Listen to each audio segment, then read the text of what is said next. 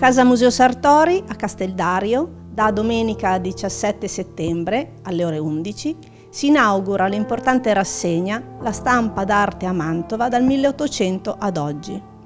Questa mostra, ideata e curata da Adalberto Sartori, vuole essere un importante tassello per l'arte mantovana dal 1800, come dicevo, fino ai giorni nostri, dedicata esclusivamente all'arte incisoria. Oltre 300 opere, realizzate da 130 artisti, che sono nati o hanno vissuto o hanno lavorato in terra mantovana.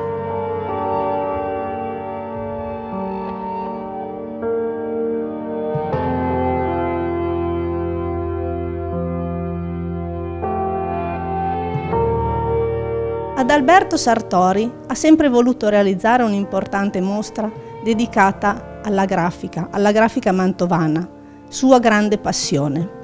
Appassionato da oltre 50 anni, studioso dell'arte incisoria italiana degli ultimi 2 secoli, vanta una grande e importante collezione con oltre 27.000 opere. Con questa mostra ha voluto imprimere un'importante attenzione a quest'arte, all'arte grafica, all'arte dell'incisione, poco conosciuta e molto trascurata.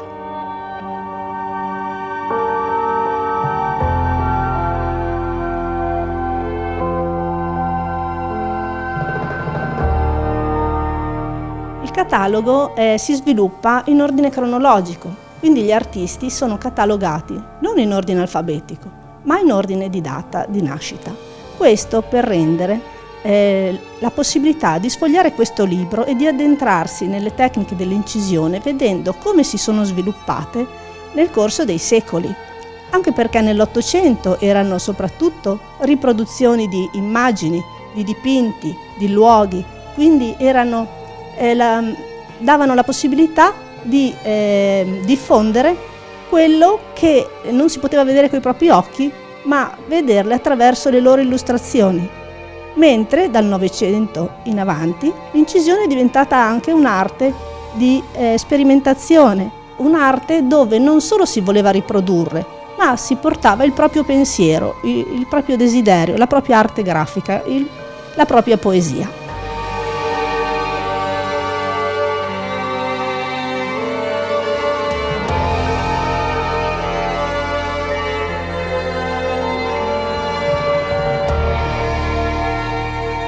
Con molto piacere ho organizzato insieme ad Adalberto, mio padre, questa mostra che ci ha portato a scegliere, a presentare un importante numero e corpus di opere, selezionando le varie tavole, le varie incisioni, i vari artisti, e devo dire che l'allestimento a Casa Museo Sartori nelle varie sale non è stato facile, ma si presenta veramente interessante.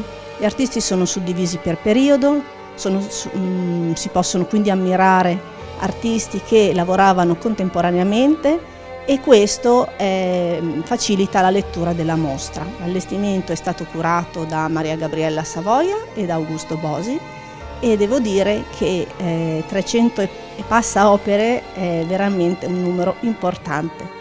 Quindi una mostra tutta da guardare, come dicevo anche con attenzione perché l'incisione merita di essere osservata da vicino, è una tecnica raffinatissima e in mostra ci sono varie tecniche, dall'acquaforte all'acqua tinta, alla punta secca, al bulino, la xilografia, la linolografia, la serigrafia, la litografia, le tecniche sperimentali, quindi veramente un corpus importante anche dal punto di vista estetico.